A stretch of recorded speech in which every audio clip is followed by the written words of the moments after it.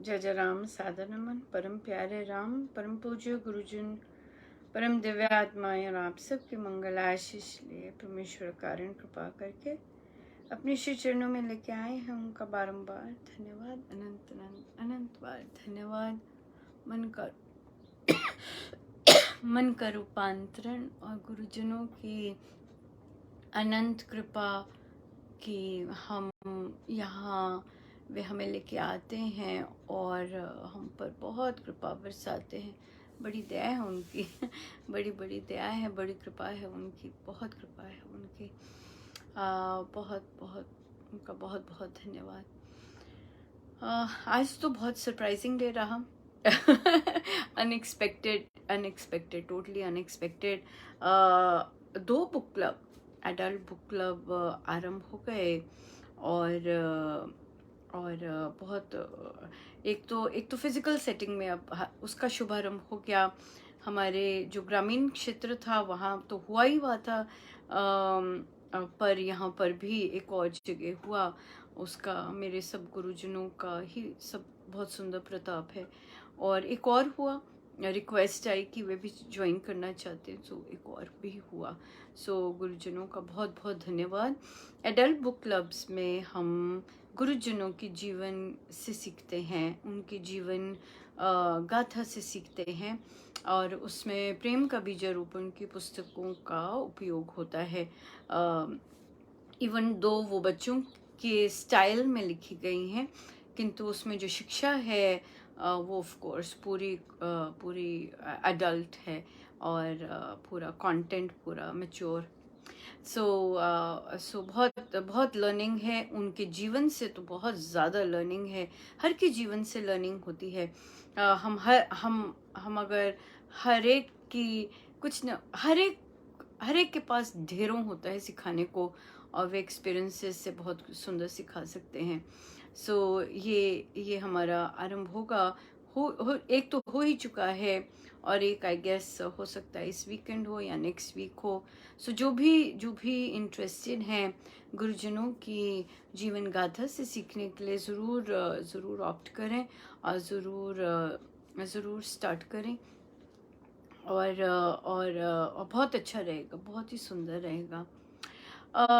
रामोपासना उपासक के आंतरिक जीवन पर भी रिक्वेस्ट आई थी, क्योंकि बार बार जो नया शुरू हुआ था कार्य क्षेत्र में सफलता, वहाँ पर जब हमने लिया था तो मैंने बोला था जो आराम से डिटेल में जाना चाहते हैं उपासक के आंतरिक जीवन में वे कर सकते हैं। सो अभी भी हम लोग वेट कर रहे हैं कि जो भी साधक राम उपासना उपासक के आंतरिक जीवन के साथ का अध्ययन करना चाहते हैं, ज़रूर कीजिएगा।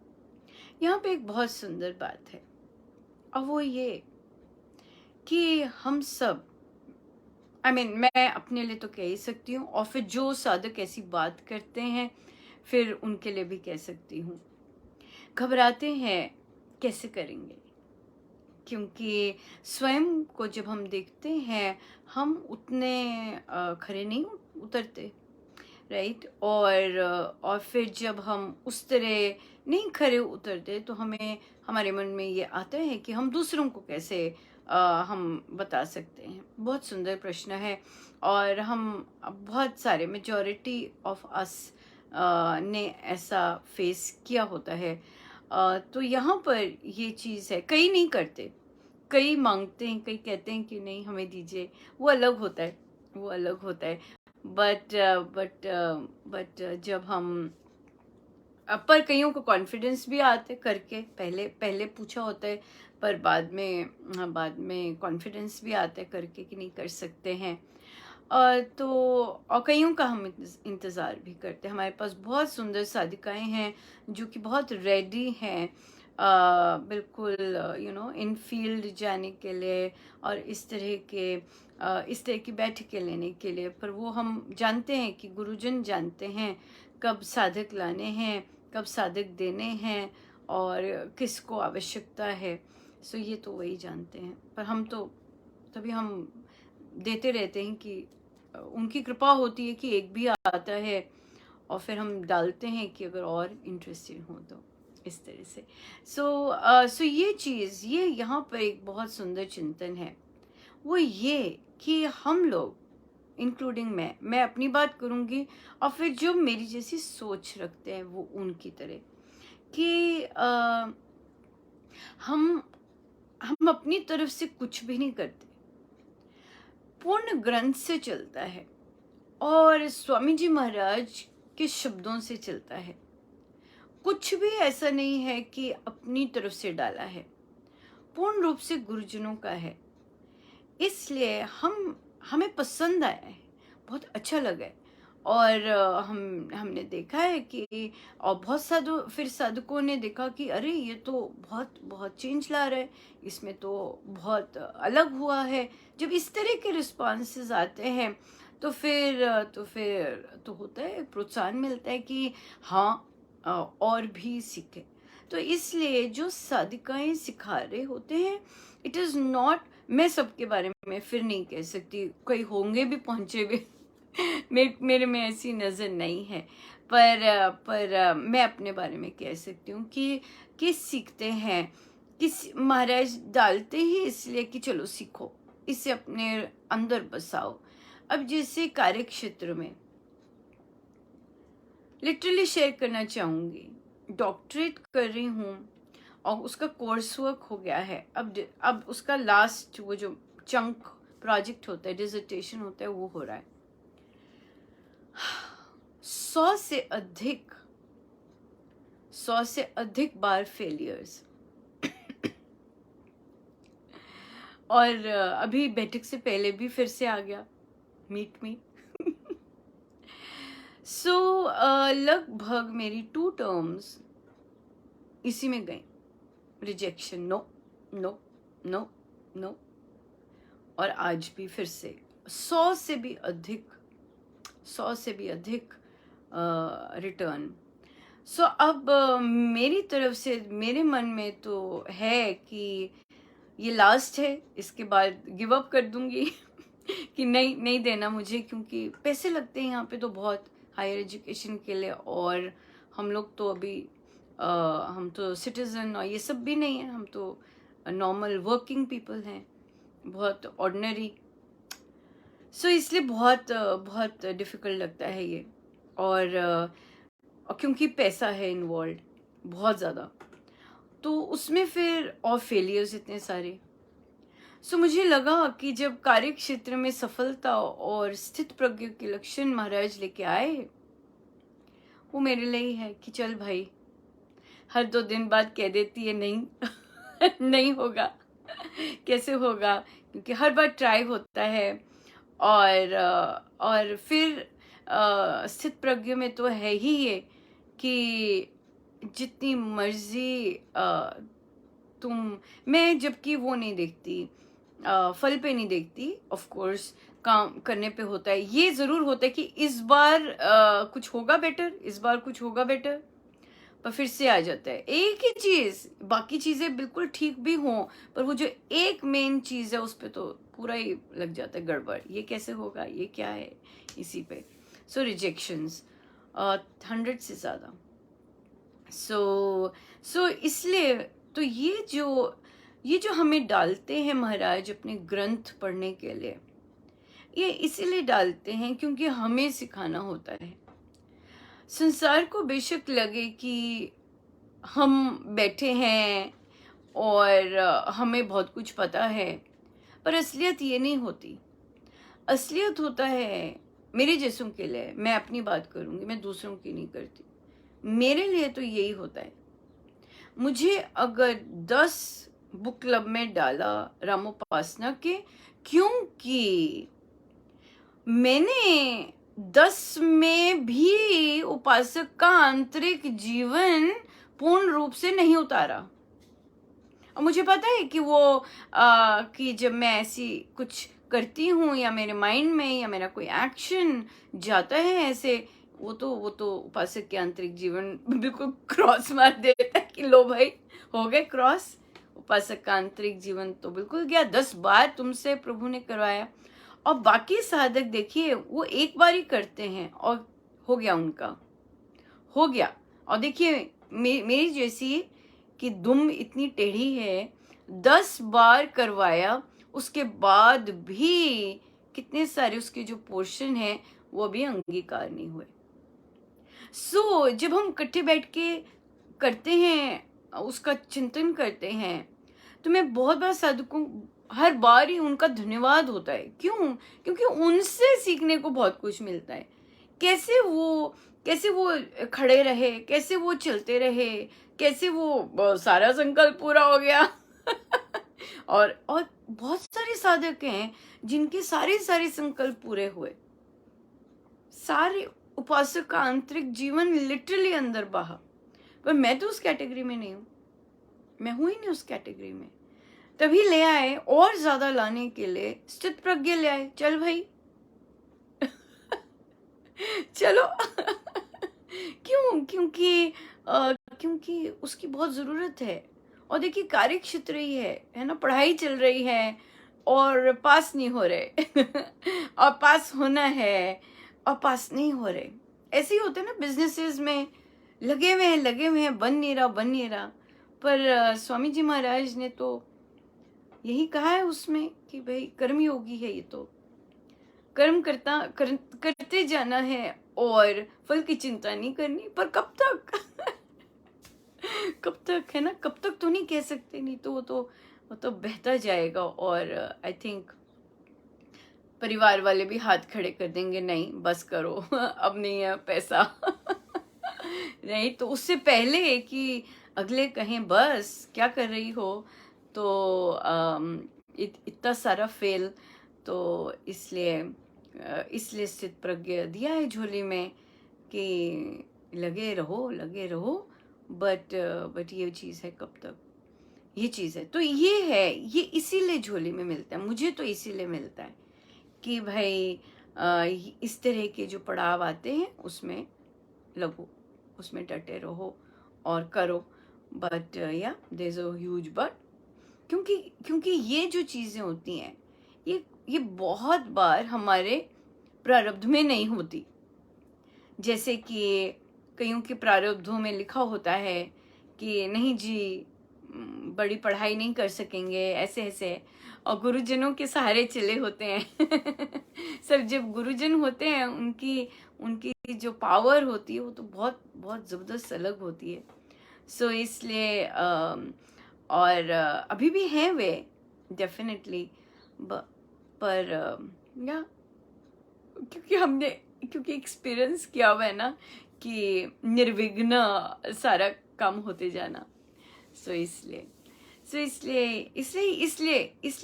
स्थित प्रज्ञा आया है जीवन में कि सीखो उनसे। और और, और अपने कार्य क्षेत्र में कैसे कैसे सफलता पा सकते हैं। महाराज ने कहा सफलता। कि दोनों हाथ में लड्डू। पर या तो पर चुनौतियां तो जबरदस्त है। इसलिए जूझ रहे हैं, हर रोज जूझते हैं, है ना, हर रोज जूझते हैं, कितनी बार गिरते हैं फिर उठते हैं। इसलिए जो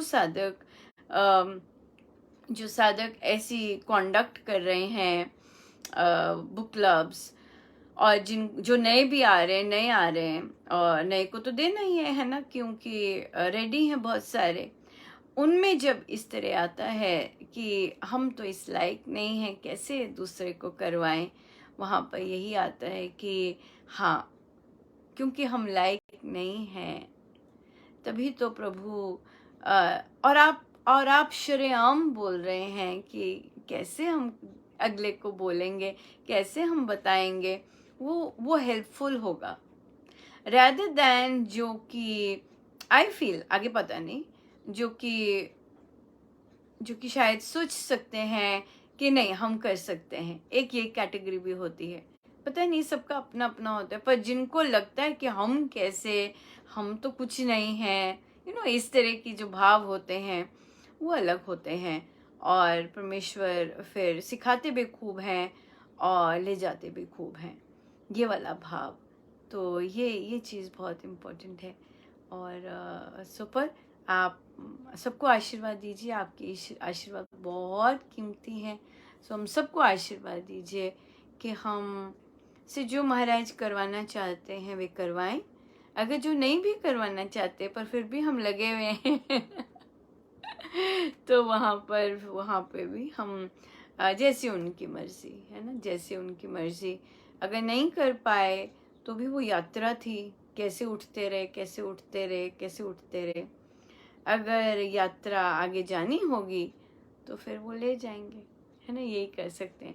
पर जब तक है तब तक देते रहे जब तक है तब तक देते रहे। मेरी मेरी इंस्ट्रक्टर कहती हैं कि आप बहुत मेहनत करती हैं पर फिर भी कुछ मिसिंग है। हाँ, कोई ना कोई गांठ अड़ी होगी ना, जो कि दिख नहीं रहा होगा, और फिर भी मिस होता जा रहा है, मिस होता जा रहा है। सो या क्लैरिटी, या चलते हैं इन्हीं चीज़ों से आगे। शेयरिंग हमारी ये चिंतन था, और बाकियों के लिए भी जो ज्वाइन कर रहे हैं नए, उनके लिए भी बहुत बहुत उनको भी आशीर्वाद दीजिएगा कि वे बहुत सुंदर रूप से जितना प्रभु झोली में डालें खूब खूब शेयर कर पाएँ और खूब कर पाएँ। ये है हम एक दूसरे के सहायक हैं।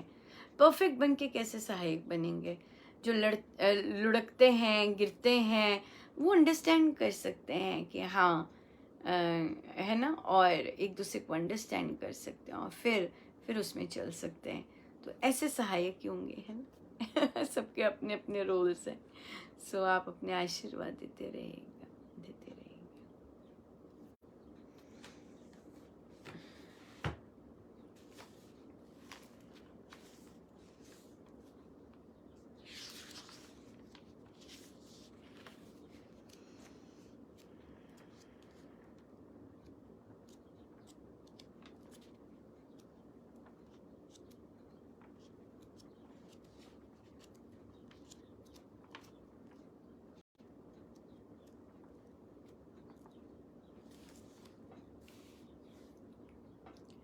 शरण में आए हैं हम तुम्हारी, दया करो हे दयालु भगवन।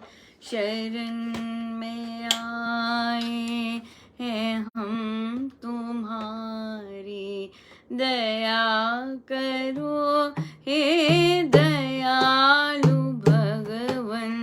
संभालो बिगड़ी दशा हमारी, दया करो हे दयालु भगवन। संभालो बिगड़ी दशा हमारी, दया करो हे दयालु भगवन। ना हम में बल है, ना हम में शक्ति, ना हम में साधन, ना हम में भक्ति। ना हम में बल है, ना हम में शक्ति, ना हम में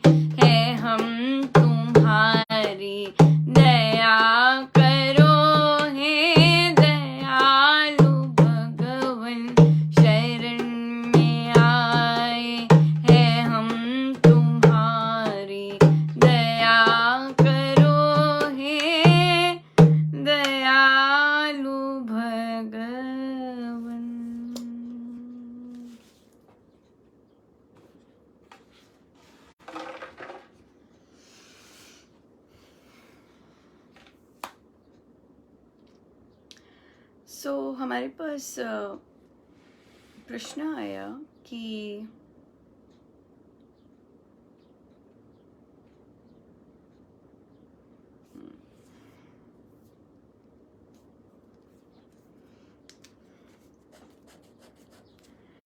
ईर्ष्या और द्वेष में क्या अंतर है। ईर्ष्या और द्वेष में हम लोग कर रहे हैं उपासक के आंतरिक जीवन में, ये बहुत सुंदर आता है। ईर्ष्या और द्वेष में क्या अंतर है। ईर्ष्या, द्वेष जो है, द्वेष डिसलाइक को कहते हैं। जैसे लाइक्स एंड डिसलाइक्स आ जाता है, वैसे राग द्वेष आ जाता है। राग हो जाता है लाइक अटैचमेंट, और डिसलाइक हो जाता है द्वेष। तो ये कि मुझे ये पसंद नहीं, उसका नाम मत लो, ऐसे मत करो, ये चीज़ घृणा आती है, ये सोच कर भी इस तरह की जो भी चीज़ें होती हैं वो द्वेष में आती हैं। बट ईर्ष्या जो होती है, ईर्ष्या होती है तो किसी ने कहा कि दूसरे के पास चीज़ आ गई है और मेरे पास भी हो, क्या ये ईर्ष्या है? नहीं, ये कामना है। ईर्ष्या कामना से ही उपजती है, क्योंकि हम जो चाहते हैं वो हमें नहीं मिल रहा होता। तो हम क्या करते हैं कि हम दूसरे के बारे में दूसरे को नीचा दिखाना शुरू कर देते हैं, और दूसरे के बारे में झूठ बोलना शुरू कर देते हैं। तो जो चीज़ मतलब अगर हमें, तो ये जो ईर्ष्या है कि अगर हमारे पास कुछ नहीं है और हम दूसरे की वैसी चीज़ चाहते हैं, तो और फिर उसको नीचा गिराने के लिए हम, या उसकी जो भी बढ़त हो रही है उसको पुल डाउन करने के लिए हम उसकी गलत बातें करना शुरू कर देते हैं। संसार में तो होता ही है, उसके पास गाड़ी आ गई या किसी के बच्चे राइज कर रहे हैं, तो हम यूजुअली हमने सुना है कि हाँ ऐसे है, वो तो ऐसे करते हैं, वो तो ऐसे लेते हैं ना, ये चीज़ें हमें पता है संसार में। अगर हम साधना की बात लें, यस, साधना में भी बहुत ईर्ष्या होती है, बहुत बहुत बहुत ज़बरदस्त ईर्ष्या होती है, और ये अग्नि होती है। और महाराज कहते हैं कि ईर्ष्या की अग्नि दूसरे को हर्ट करती है, क्योंकि इतनी अग्नि निकल रही होती है। पर जो साधक समर्पित होता है, जो साधक गुरुजनों की गोद में बैठा होता है, उसे वो तीर चुभता तो है, पर वो जो तीर है उसकी नोक टेढ़ी हो जाती है। राइट? सो अगर किसी का, आप देख रहे हैं किसी की साधना में बढ़ोतरी, या फिर साधना के एरिया में संसार की बढ़ोतरी भी देख सकते हैं, इस तरह भी हो रहा होता है, तो भी ये अग्नि आती है। और दूसरे को बढ़ता देख, जैसे बहुत बार महाराज जो बताते हैं, महाराज कहते हैं एक गुरु को दूसरे गुरु से होती है कि मेरे इतने चेले, उसके इतने चेले। राइट? आई गेस आजकल टेक्नोलॉजी का टाइम देखें या सोशल मीडिया देखें, पॉपुलर नंबर ऑफ लाइक्स पे उसके उतने, अगर उसके कम हैं चलो अब ठीक है, हाँ, अगर उसके ज़्यादा हैं तो ओ बाप रे कैसे हो गए, या हम कुछ करें कि हम इस तरह की चीज़ें होती हैं। तो ये बहुत खतरनाक होती है, इससे पुनर्जन्म होके ही रहता है, बिल्कुल होके रहता है। सो इसलिए ये चेक करना कि हमारे अंदर ईर्ष्या है कि नहीं, ये इम्पोर्टेंट है। और मैक्सिमम जो अभी तक साधक आए हैं तो उन्होंने बोला नहीं है। वो घरों में देखते हैं, घर में बाहर भी देख सकते हैं, वहाँ पे भी देख सकते हैं कि बाहर कहीं, अभी तो सारे लोग घर पर ही हैं, सो उन्हें दिखता नहीं ऐसी चीज़। तो बड़ी बहुत हंसी वाली बात हुई, तो एक साधिका जी कहते कि अनुपमा, मेरा काम शुरू हो गया है और उन्हें निंदा देखनी थी। कहते बस हो गई जी शुरू, स्कूल गए, काम शुरू हुआ और हो गई। घर में 2 जन थे तो निंदा का कोई सवाल नहीं था। अब संसार में पहुंच गए, अब शुरू हो गई निंदा। तो उनका यही, उनका अब असली पता चलता है उपासक के आंतरिक जीवन का, राइट, कि भाई जब हम संसार में रहते हैं कितना वो हम लागू कर रहे हैं, और कितना कितना एक्चुअली में अंदर गया है, प्रैक्टिकली गया है अंदर वो, और अंदर कितनी शुद्धता आई है, सब संसार में ही जाके पता लगता है। क्या हाल है क्या हाल है। सो आज हमारे प्रश्न भी कहीं ना कहीं इन्हीं से रिलेटेड हैं, और देखते हैं कि हम कैसे चलते हैं इन पे। प्रश्न आया कि बातचीत हो रही थी आपस में कपल के, और हस्बैंड ने वाइफ का कंपैरिजन अपनी वाइफ की सिस्टर के साथ करना शुरू कर दिया, और फिर जो वाइफ थी उन्होंने अपने डिफेंस में अपने पति को अपनी बहन की निंदा, नेगेटिविटीज बता दी। इनसिक्योरिटी हो गई है ना, इनसिक्योरिटी होगी जो कि नेचुरल है। उन्हें बोला कि ये चीज़ नेचुरल, पर डेफिनेटली उन्हें अच्छा नहीं लगा, क्योंकि उनकी उनकी बहन उनकी बहुत सुंदर फ्रेंड है, और वो सब शेयरिंग करते हैं आपस में। और पर जब पति ने ऐसे कहा तो वो एकदम एकदम डिफेंसिव हो गए, क्योंकि पति ने किसी और की तारीफ की, राइट, इस तरह से। सो यहाँ पर हमने बहुत इंटरेस्टिंग सीखा कि जब आपके इन लॉज और जब आपके बाकी लोग इस तरह से कंपैरिजन करते हैं, which is not decent actually, कि आप अपनी वाइफ का कंपैरिजन किसी और के साथ कर रहे हैं।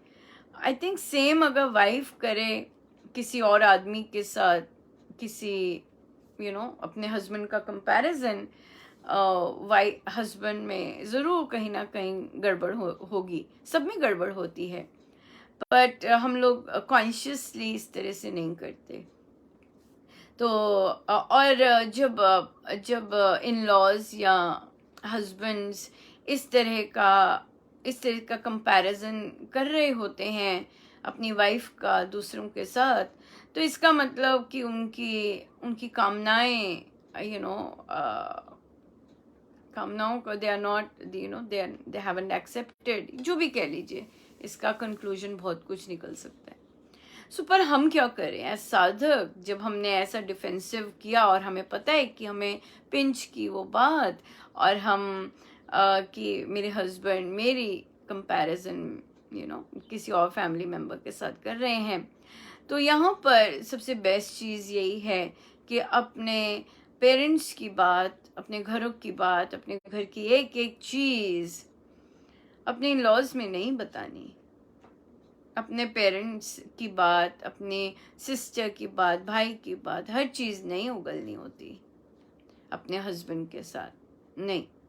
अगर हम चाहते हैं कि बड़ा कॉर्डियल रिलेशन रहे, हंसी मजाक रहे, तो फिर अपने घर की बात, हाँ, वो बताएं ये इवेंट हो रहा है, ऐसे हो रहा है, जा रहे हैं, पर एक एक चीज़ बतानी, बारीक बारीक चीज़ बतानी, that's just not conducive, उस तरह से। और तो वहाँ पर हमें रुकना चाहिए, और अपने आप को कंट्रोल करना चाहिए कि हम इस तरह की बातें ना करें हस्बैंड के साथ, क्योंकि वो लोग फिर जजमेंटल हो जाते हैं, इन लॉज भी जजमेंटल हो जाते हैं, जज करने लग जाते हैं आपको, जो कि वो इतनी ज़्यादा सुंदर बात नहीं है।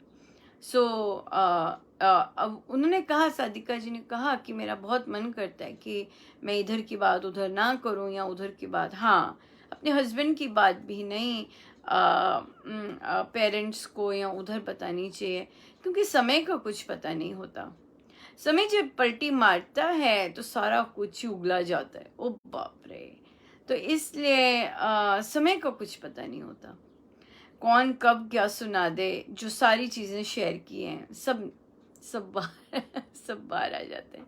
इसलिए नहीं बात करनी चाहिए अपने अपने हस्बैंड की, अपने लॉज के, अपने पेरेंट्स के साथ, और अपने पेरेंट्स की अपने लॉज के साथ क्रिस क्रॉस नहीं करना चाहिए। जो कर रहा है करने दो, और हम बैठे प्रभु के साथ करने, वो ज़्यादा बेटर है। कोई फ्रेंड के साथ कर दें जो कि इतनी कॉमन नहीं है और जिसकी बातें हम अब इन लॉज को नहीं करते इस तरह की ऐसा कोई स्पेस है जहाँ कि हम उसकी अपने फ्रेंड की बातें नहीं सारी सारी बताते अपने हस्बैंड को, वहाँ ऐसी ऐसी फ्रेंड ढूंढ के वहाँ कर सकते हैं। या फिर जैसे अपना प्लेटफॉर्म है वहाँ वेंट आउट किया, ख़त्म हो गया, that's it, right, that's it, ख़त्म किया। ये भी भगवान की बहुत कृपा है कि ऐसा प्लेटफॉर्म दिया हुआ है कि हम एक दूसरे के साथ शेयर कर सकते हैं।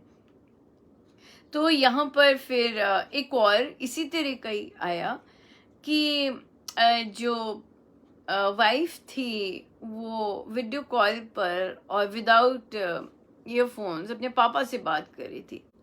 अब बच्चा जो है उसे अपने पापा का पता है और कि अगर पापा ये बोलेंगे तो उनका मतलब ये है, ये है। तो उन्होंने कहा कि तो ऑब्वियस तो ओपन था, तो हस्बैंड बैठ के सुन रहे थे कि पापा कैसे बेटी को बोल रहे हैं। अब हस्बैंड को पसंद नहीं आया कि वो कैसे बोल रहे हैं और फिर शुरू हो गई हस्बैंड एंड वाइफ की, राइट। वाइफ डिफेंसिव अपने पापा को डिफेंड कर रही है और हस्बैंड को पसंद नहीं आ रहा पापा ने कैसे बात की है, क्या की है, और फिर कॉन्फ्लिक्ट। सो इसमें भी उन्हें कहा कि आप इस तरह अपने पेरेंट्स की बात खुली क्यों कर रहे हैं जब आपको पता है कि आपके पापा की बात करने का ढंग या सब कुछ बहुत अलग होता है और आपके हस्बैंड को अगर नहीं अच्छा लगता कि वो उनकी वाइफ को इस तरह से बात करते हैं तो आप क्यों करते हैं उनके सामने। कहते नहीं, तो वो एक्सक्यूज आ जाते, नहीं थके हुए थे, ये था। नहीं, अगर ऐसी चीज़ें अवॉइड करनी है तो अपने पापा मम्मा के साथ अलग से बात करो जो कि हम समझ सकते हैं, और फिर हस्बैंड की बात करवानी है फिर आके उनके सामने दे जाओ कि आप बात कर लीजिए अब। पर जब खुद से बात करनी है, ये चीज़ें ना हम खुद ही करते हैं। हम इतना ज़्यादा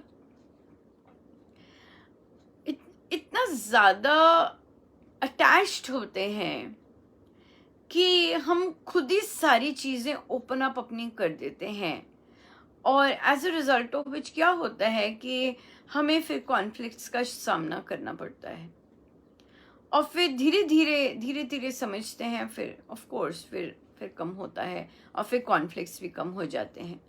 बट ये चीज़ ध्यान रखनी चाहिए, ये हम ही करते हैं सब क्रिएट। अगर हम अलग से अलग कमरे में जाके पापा मम्मा से आराम से बात कर लें और फिर जब हो जाए बात तब हस्बैंड को दे दें कि अच्छा अब आप बात कर लीजिए, मेरी हो गई है, और वहाँ पता है कि डिसेंट थोड़े टाइम की हो गया जैसे भी होगी, और दैट्स इट, ओके, फाइनल है ना, इस तरह से, ताकि क्योंकि सोच एक जैसी नहीं है, एक दूसरे को एक तरह से नहीं देखते हैं, और देखने का नज़रिया अलग होता है। सो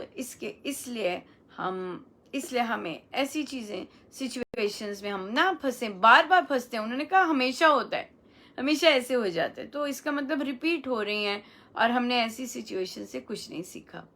अगर हम सीखना चाहते हैं तो हम ये चीज़ इस तरह से कर सकते हैं। आगे और भी कोई सॉल्यूशंस ढूंढ सकते हैं, और भी बहुत सारे होंगे, पर एक तो चीज़ है कि समझाने से कुछ नहीं होता, नहीं होगा, और आपने अगर पीछे देखें तो समझाने से कुछ भी नहीं हुआ। और उसके बाद या किसी को बताओ नहीं, उनका पॉइंट ऑफ व्यू है, डिस्कशंस करने से भी कुछ नहीं होता है। सो इट्स ऑलवेज बेटर कि आप अपनी जैसी भी खुली आपकी अपनी मस्ती वाली बातचीत होती है वो आप कीजिए, और उसके बाद आके अपना या दीजिए, बाकी लोगों को ले आइए अंदर। सो इसलिए ये चीज़ का बहुत बहुत ध्यान रखना हमें ज़रूरी है,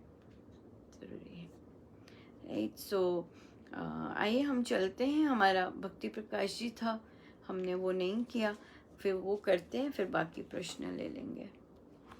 मधुर मिलाप चल रहा है हमारा।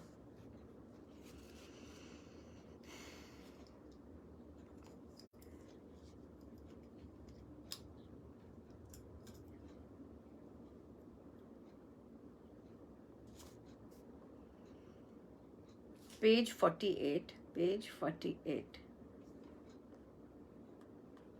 दोहा नंबर 21।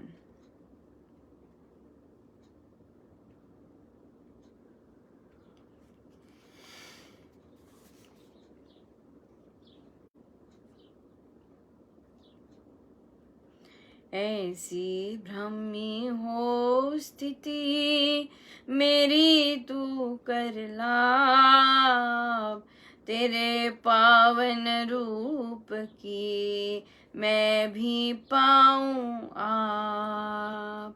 सत्ता के वहाँ भेद है, सत्य का है नाश, परम सत्ता में सत्य सब पाए परम विकास। सत्ता परम को लाभ कर संत भक्त हो लीन, शीतल जल तल में यथा शांत लीन हो मीन। तुझ में मुझको मिले महामोद शुभ मेल, भूलूं माया खेल को खिले मेल की बेल। मेल मनाऊं मैं सदा मन में तुझे विचार, मग्न रहूं आनंद में तज कर सर्व विकार। मेल मिला मनाऊं मैं सदा मन में तुझे विचार, मग्न रहूं आनंद में तज कर सर्व विकार।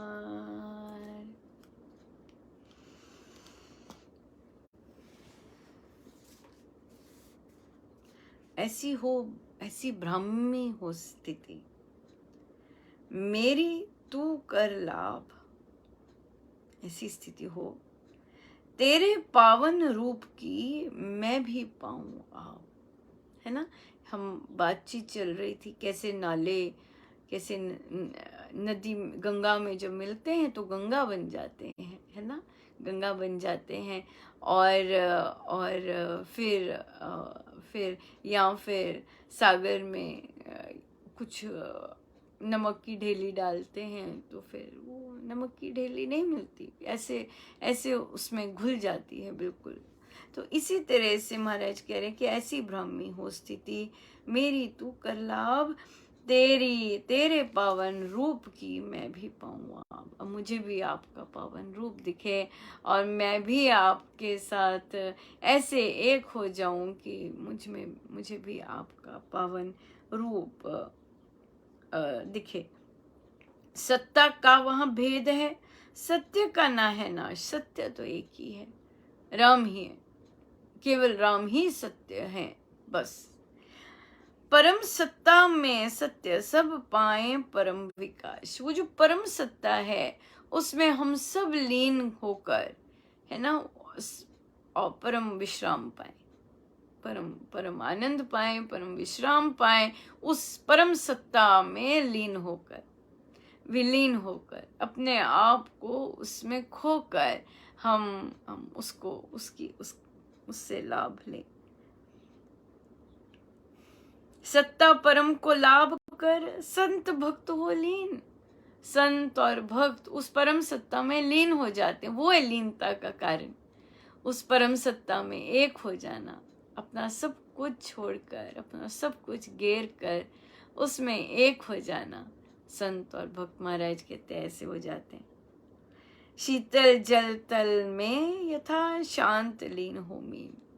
शीतल जल है और जो मछली है आराम से अपने उसके नीचे बिल्कुल आराम से शीतल जल में बैठी, उसे कोई चिंता नहीं है। सो उसी तरह लीन हो जाए, लीन हो जाए। तुझ में मुझको मिले महामोद शुभ मेल। बड़ा आनंद देने वाला ये मेल, तुझ में मिलकर मुझे मेरा मेल हो तुझ में, और अनंत आनंद, अनंत आनंद लाभ हो। भूलूं माया खेल को, खिले मेल की बेल। यहाँ पर ही माया भूल सकते हैं, सब माया भूल जाएं। जितनी भी अविद्या है, जितना भी असत्य है, जितने भी भ्रम है, जितने भी इल्यूजन्स है, सब भूलकर खिले मेल की बेल। अब जो आपसे एक हो गए प्रभु, उसकी बेल खिल जाए, उसकी प्यारी सी बेल खिल जाए, यही प्रार्थना। मेल मनाऊं मैं सदा, मन में तुझे विचार, मग्न रहूं आनंद में, तजकर सर विकार। है ना, कि अपने विकार सारे छोड़कर आपके साथ एक हो जाऊं, आपके विचार में मैं मग्न हो जाऊं। और जब आपके विचार में मग्न हो जाऊं तो उससे मुझे परम आनंद मिले। मग्न रहूं आनंद में, ऐसा आनंद जो छोड़ने का मन ना करे। है ना, ऐसा आनंद जो छोड़ने का मन ना करे, छूटे ना, ऐसा आनंद।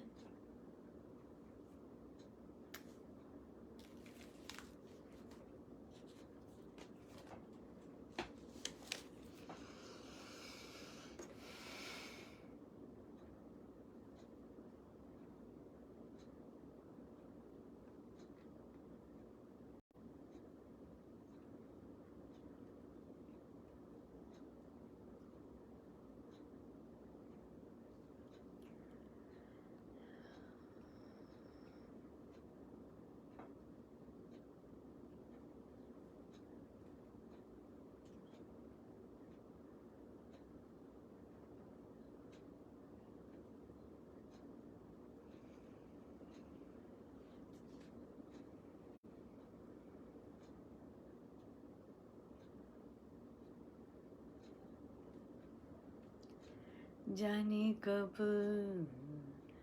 आएंगे मोरे राम, राह तक तेरी शबरी।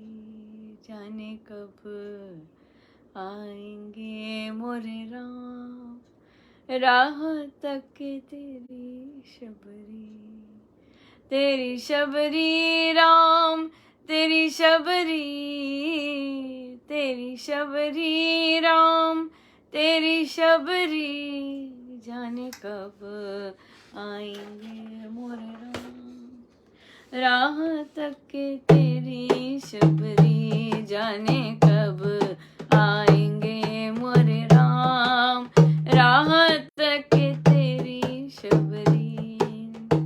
तेरी शबरी राम, तेरी शबरी, तेरी शबरी राम, तेरी शबरी। जाने कब आएंगे मोरे राम, राह तक तेरी शबरी। जाने कब आएंगे मोरे राम, राह तक तेरी शबरी। जाने कब आएंगे मोरे राम, राह तक तेरी शबरी। जाने कब आएंगे मोरे राम, राह तक तेरी शबरी। जाने कब आएंगे मोरे राम, राह तक तेरी शबरी। जाने कब आएंगे मोरे राम, राह तक तेरी शबरी।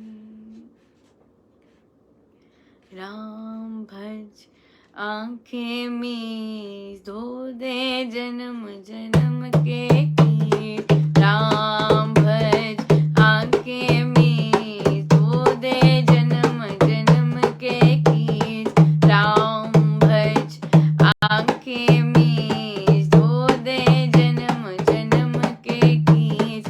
धो दे जन्म जन्म के कीट, धो दे जन्म जन्म के कीट। राम भज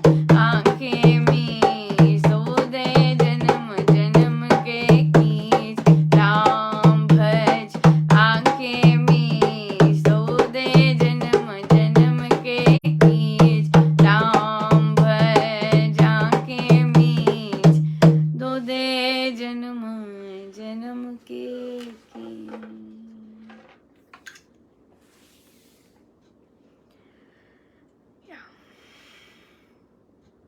तो फिर प्रश्न आया, निंदा पे चल रहा था तो प्रश्न आया कि हम निंदा हो जाती है, हम अगर मन में ना भी करें तो अगर हम बातचीत में ना करें तो बड़ा सुंदर साधिका जी ने ऑब्जर्व किया, कहते घर वालों की ही निंदा मन ही मन कर रहे होते हैं, हम मन ही मन देख के कर रहे होते हैं, बाहर बेशक ना बोलें पर मन ही मन निंदा कर रहे होते हैं।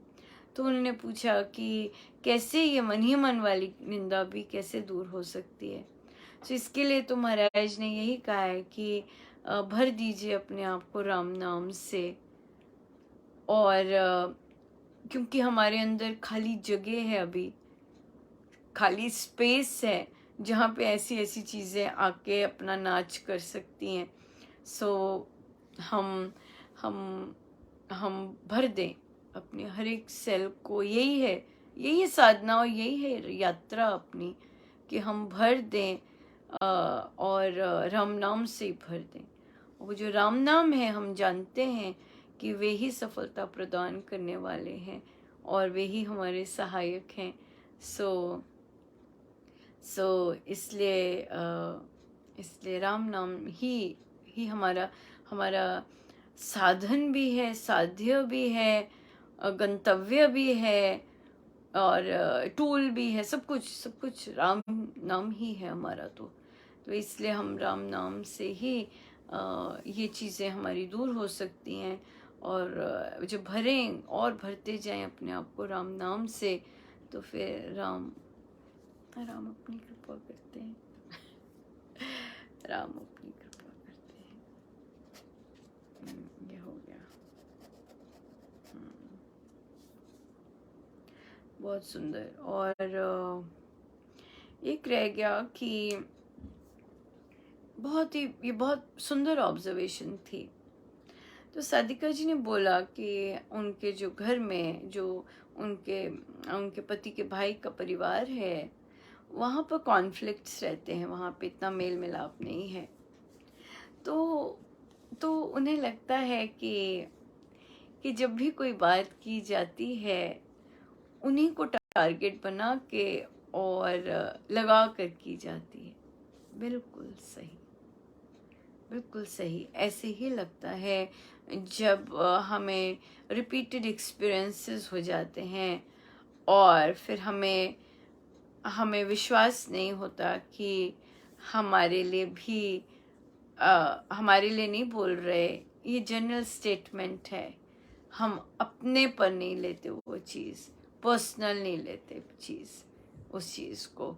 ये भी प्रभु की दया से ही ठीक होती है। पर ऑब्जर्व कि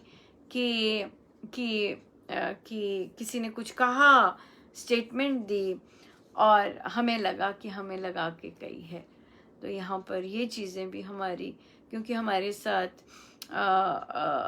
वो नेगेटिव सो कॉल्ड नेगेटिव या इंसिडेंट्स हुए होते हैं, जिसे फिर हम उसके अकॉर्डिंग ही चलते हैं कि नहीं, हमारे को ऐसे ही किया होगा, हमारे साथ ऐसे ही किया होगा, हमारे कोई ऐसे कर रहे हैं हमें ही कहा है, राइट, इस तरह से।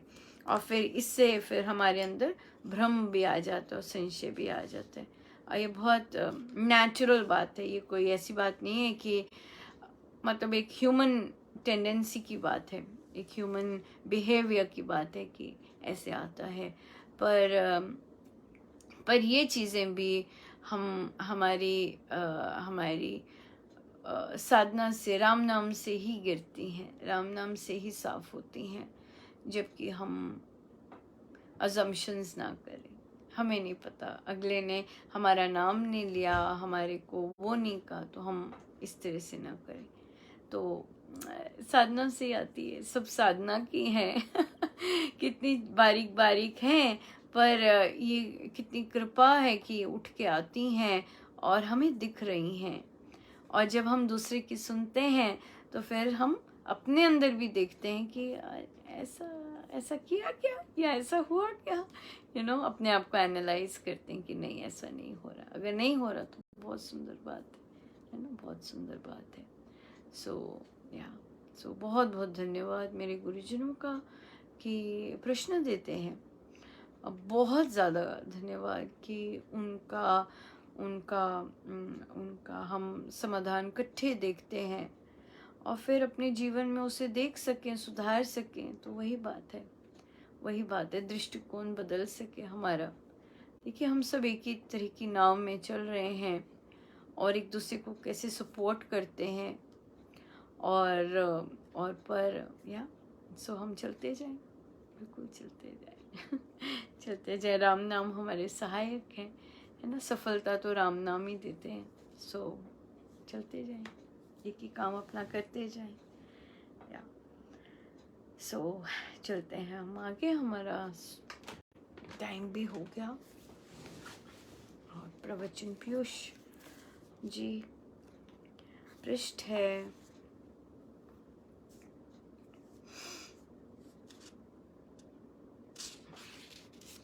सकाम प्रार्थना, पेज 312, सकाम प्रार्थना। अपने अंतःकरण को यंत्र बनाया जाए, अपने लिए बंधुओं के लिए जो जप करें वह सकाम कहलाएगा। जप यज्ञ सबसे ऊंचा है, हवन से बैखरी जप यज्ञ 10 गुना अच्छा है। उपांशु जप 100 गुना अधिक फलदायक है, मानसिक जप 1000 गुना श्रेष्ठ है। जप यज्ञ से साक्षात भगवान को आह्वान किया जाता है। संपुट की रीति निर्मूल नहीं है। स्वार्थ के लिए झूठी बातों को सही करने के लिए जप यज्ञ करना निकृष्ट काम है। भद्र कामना ही पूर्ण होती है, झूठे कार्य नहीं। अन्यायी दुर्भावनाएं सफल नहीं होती। इसमें मंत्र का दोष ना होकर उनके मलिन मन का दोष है। किसी के स्वास्थ्य लाभ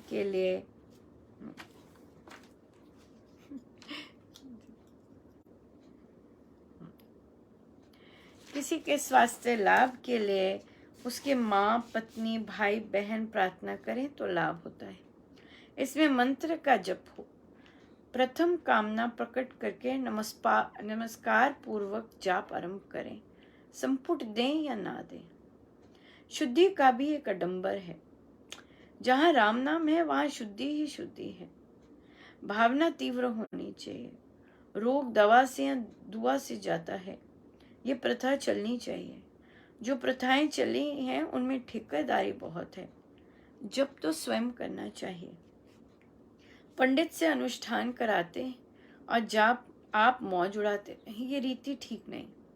पंडित लोग तो अपना स्वार्थ पूरा करते हैं।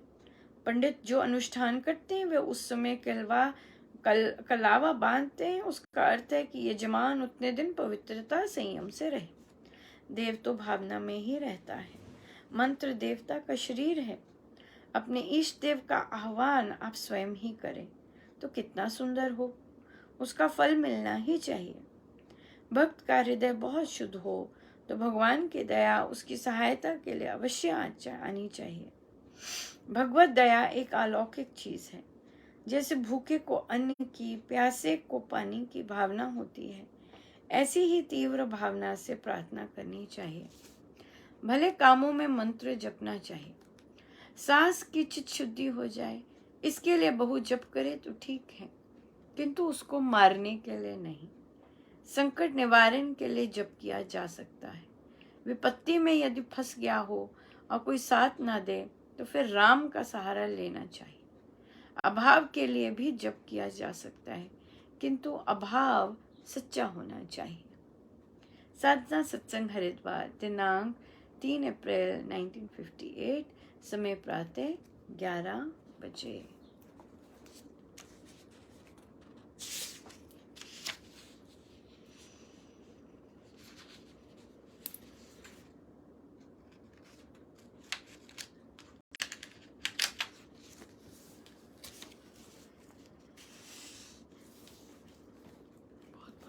महाराज का बहुत ही बहुत धन्यवाद। सो आइए हम बैठे, सीधे होकर, सीधा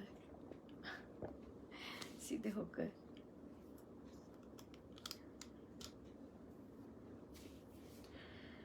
अपने प्रभु, अपने गुरुजनों के श्री चरणों में बारंबार नमन, अनंत बार नमन।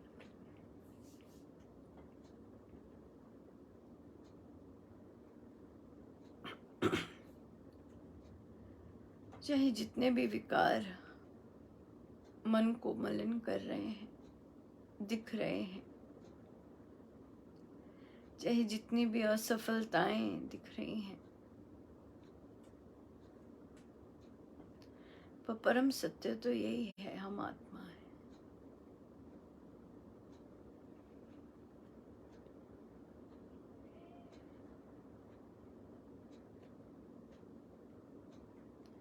पूर्ण रूप से परम सत्य तो यही है कि हम आत्मा है। एक आत्मा के लिए कुछ भी कठिन नहीं होता।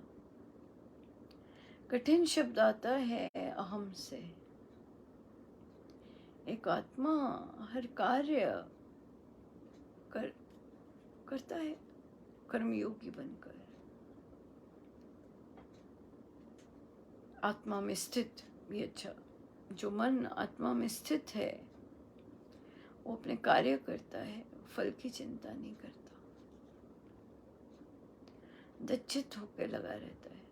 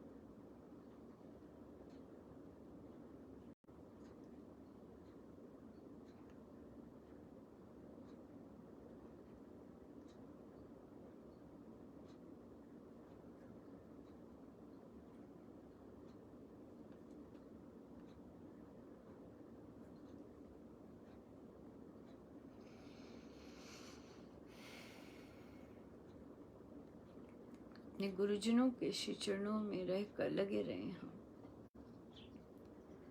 लगे रहे हम, एक दूसरे को सपोर्ट देते जाएं और लगे रहे, बिना फल की चिंता करें। सब गुरुजनों का उन्हीं के श्री श्री चरण। जय जय राम, जय जय राम, जय जय राम।